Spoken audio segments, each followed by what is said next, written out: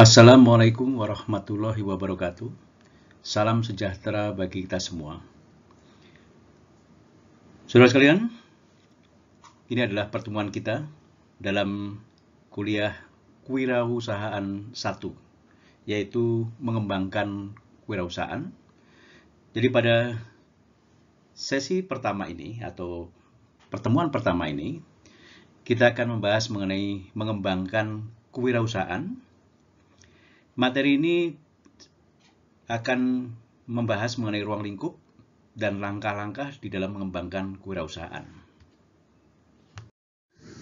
Kuliah kewirausahaan ini terbagi dua bagian, jadi yang pertama adalah kewirausahaan 1 dan kewirausahaan 2. Pada semester ini kita akan belajar kewirausahaan 1 untuk mengembangkan kewirausahaan. Tujuan instruksional umum kewirausahaan 1 adalah peserta mampu yang pertama mengenali kewirausahaan, kedua mengenali peluang dan menimbulkan ide-ide, yang ketiga membuat konsep bisnis, yang keempat analisa kelayakan usaha, yang kelima menulis rencana bisnis, yang keenam analisis industri dan kompetitor, dan yang ketujuh adalah mengembangkan sebuah model bisnis yang efektif, terutama bisnis kanvas. Sehingga, saudara kalian, ada 7 yang akan kita pelajari bersama-sama. Saudara kalian, profil lulusan dari kuliah kewirausahaan 1 ini adalah menjadi fasilitator muda wirausaha atau Junior Business Facilitator. Junior Business Facilitator ini harus mempunyai kompetensi dalam identifikasi peluang dan menimbulkan ide-ide, membuat konsep bisnis, analisa kelayakan usaha, menulis rencana bisnis, analisis industri dan kompetitor, mengembangkan sebuah model bisnis yang efektif. Jadi diharapkan dengan profil ini, saudara sekalian sudah bisa memulai untuk menjadi wirausahaan muda atau fasilitator muda wirausaha di bidang ekonomi manajemen untuk menawarkan paling tidak 5 atau 6 jasanya. Kalian siap? Mari kita mulai. Gambar ini adalah model membangun kewirausahaan. Jadi ada 4 klaster di dalam membangun kewirausahaan. Yang pertama adalah keputusan menjadi wirausahawan. Jadi di sini kita harus mengenali kewirausahaan itu sendiri. Yang klaster kedua adalah mengembangkan ide di bisnis yang sukses. Mulai dari mengenali peluang dan menimbulkan ide-ide, membuat konsep bisnis, analisa kelayakan usaha, menulis rencana bisnis, analisa industri dan kompetitor, mengembangkan sebuah model bisnis yang efektif. Klaster 3 adalah bergerak dari sebuah ide menjadi sebuah usaha, yakni menyiapkan fondasi etik dan legal yang sesuai, mengakses kekuatan dan viabilitas finansial usaha baru, membangun tim usaha baru, mendapatkan pembiayaan dan modal. Sedangkan klaster keempat adalah mengelola dan menumbuhkan usaha wirausaha, yaitu identifikasi isu-isu pemasaran yang unik, identifikasi pentingnya hak cipta, menciptakan mengevaluasi tantangan untuk menumbuhkan bisnis, identifikasi strategi menumbuhkan usaha, dan mengembangkan franchising atau waralaba. Pada kewirausahaan 1, kita akan membahas 2 klaster, yaitu keputusan menjadi wirausahawan dan mengembangkan ide bisnis yang sukses. Baik, klaster pertama adalah memutuskan menjadi wirausahawan. Terdapat 4 langkah penting untuk memutuskan menjadi wirausahawan. Yang pertama adalah mengenal kewirausahaan. Yang kedua, mengidentifikasi transformasi kewirausahaan. Yang ketiga, mengidentifikasi pentingnya kewirausahaan. Dan yang keempat adalah mengambil keputusan menjadi wirausahawan. Dalam mengenal kewirausahaan, ada 3 aspek yang perlu kita pelajari. Yang pertama adalah apa itu kewirausahawan atau apa itu kewirausahaan, mengapa menjadi wirausahawan, dan karakteristik wirausaha yang sukses. Apa itu kewirausahaan? Menurut KBBI, wirausaha adalah orang yang pandai atau berbakat mengenali produk baru, menentukan cara produksi baru, menyusun operasi untuk mengadakan produk baru, mengatur permodalan operasinya, serta memasarkannya. Sedangkan menurut Kementerian Koperasi, wirausaha adalah orang yang mempunyai semangat, sikap, perilaku, dan kemampuan kewirausahaan. Sedangkan kewirausahaan adalah semangat, sikap, perilaku, dan kemampuan seseorang dalam menangani usaha atau kegiatan yang mengarah pada upaya mencari, menciptakan serta menerapkan cara kerja, teknologi, dan produk baru dengan meningkatkan efisiensi dalam rangka memberikan pelayanan yang baik dan atau memperoleh keuntungan yang lebih besar. Kewirausahaan, menurut Ciputra dalam Hendro tahun 2011, kewirausahaan adalah sikap kreatif, inovatif, dan berani mengambil keputusan, sehingga dijadikan sikap hidup bahkan karakter bangsa Indonesia. Baik, berikutnya adalah mengenai konsep dan teori kewirausahaan. Kita dalam kuliah ini penting untuk mengetahui bagaimana konsep dan teori kewirausahaan. Karena teori dan konsep berguna untuk membantu dalam pengambilan keputusan, baik sebagai pelaku bisnis maupun sebagai birokrasi pemerintahan.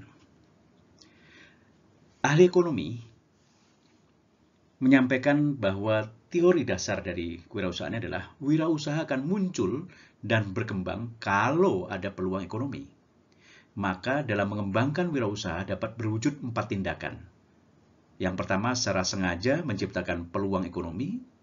Yang kedua adalah menyebarkan informasi tentang peluang ekonomi. Yang ketiga, menawarkan insentif agar orang mau menanggung risiko.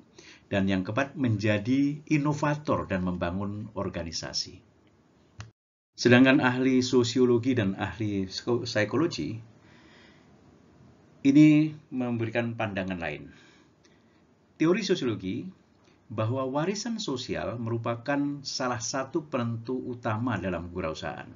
Maka dalam mengembangkan wirausaha suatu masyarakat tertentu harus dipertimbangkan ketimpangan-ketimpangan sosial yang mempengaruhi serta harus melakukan rekayasa sosial. Pengikut teori ini adalah Max Weber dan Hagen. Para ahli psikologi melihat bahwa suksesnya seorang wirausaha tidak tergantung pada keadaan lingkungan, tetapi pada faktor kepribadian. Teori ini mencoba menjawab 2 pertanyaan. Adakah karakteristik perorangan yang membedakan wirausaha dan orang yang bukan wirausaha? Yang kedua, adakah karakteristik perorangan yang membedakan wirausaha yang berhasil dan yang kurang berhasil? Dalam teori ini dikatakan bahwa hubungan antara perilaku kewirausahaan dengan kebutuhan untuk berprestasi atau need for achievement atau disingkat nudge. Pengikut teori ini adalah David McClellan.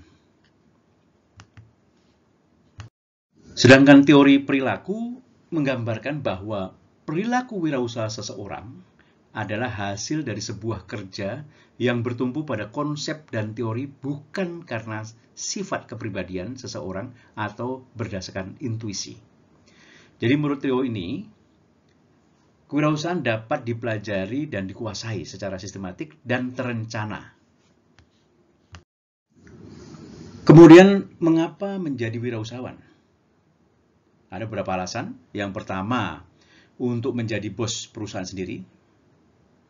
Kedua, menyalurkan ide mereka sendiri. Dan yang ketiga, mengharap imbalan finansial. Dari teori-teori dan konsep di atas, diidentifikasi bahwa karakteristik wirausaha yang sukses ada 4. Yang pertama adalah bergairah untuk bisnis. Yang kedua adalah fokus produk atau jasa. Yang ketiga adalah execution intelligence, kemampuan untuk mengeksekusi. Dan yang keempat adalah gigih mesti gagal. Saudara sekalian, namun dapat kita identifikasi juga mengenai mitos yang salah tentang kewirausahaan atau kita sebut sebagai hoax, bahwa entrepreneur yang sukses itu karena guratan nasib. Entrepreneur yang sukses itu bersifat keturunan. Ya, walaupun mungkin ada sebagian benar. Menjadi entrepreneur setelah ada peluang. Entrepreneur sukses karena punya modal besar. Tidak selalu. Entrepreneur karena bakat dan tidak dipelajari. Ini salah. Berikut adalah aspek kedua dalam mengenali kewirausahaan, yaitu mengenal transformasi kewirausahaan. Kita mengenal namanya cash flow quadrant yang dikembangkan oleh Robert Kiyosaki, seorang ahli di bidang multi-level marketing.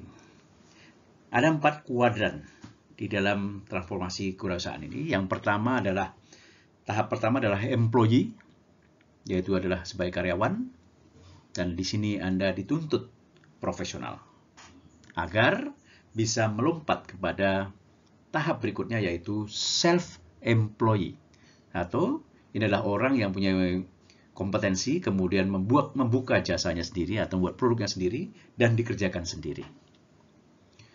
Berikutnya adalah business owner.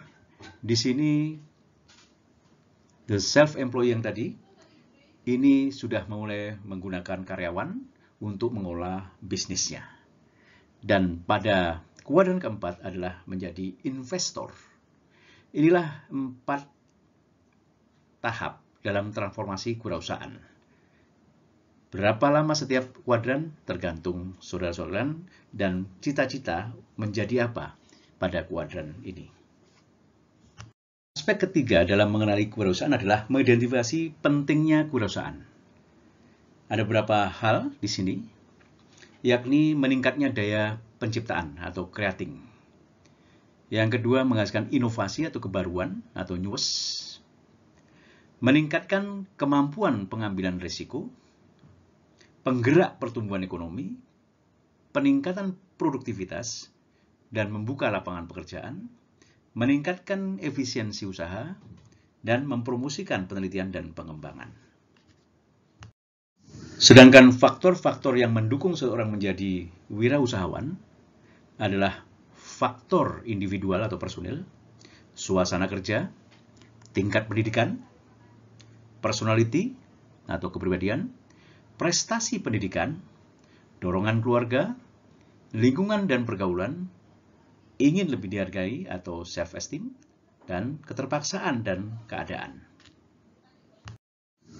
Baik, kita juga harus mengetahui bagaimana mengidentifikasi alasan orang tidak menjadi wirausahawan.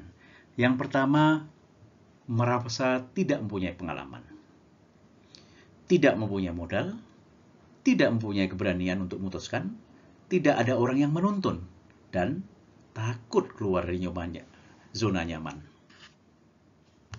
Baik, itu tadi adalah kita sudah mengenali apa itu kewirausahaan, dan setelah kalian tahu semua bagaimana prosesnya atau transformasinya, mengapa orang tidak masuk dalam kewirausahaan, dan kalian sudah berada di sini, bagaimana kita mengambil keputusan menjadi wirausahaan? Yang pertama, pastikan saudara menjadi wirausahaan cerdas. Yang kedua, mempersiapkan diri menjadi wirausahaan. Dan yang ketiga adalah merencanakan kerangka bisnis atau bisnis software-nya. Sehingga kita bisa mulai memutuskan itu. Dan saudara-saudara mulai belajar di sini, saya harapkan dengan semangat yang saudara-saudara miliki, background dan sebagainya, pastikan Anda memutuskan segera menjadi wirausahawan. Baik, pada langkah yang paling awal ini, bahwa Anda sudah memutuskan menjadi wirausahaan ekonomi pariwisata internasional, maka kita harapkan nanti di akhir semester ini, saudara-saudara sudah dapat menjadi fasilitator muda wirausaha atau junior business facilitator dengan kompetensi identifikasi peluang dan menimbulkan ide-ide bisnis, membuat konsep bisnis, analisa kelayakan, menulis rencana bisnis, analisis industri dan kompetitor, dan membuat model bisnis kanvas. Dan keenam kompetensi ini bisa saudara tawarkan menjadi jasa pertama Anda menjadi wirausahawan. Dan Junior Business Facilitator bisa menjadi personal branding Anda.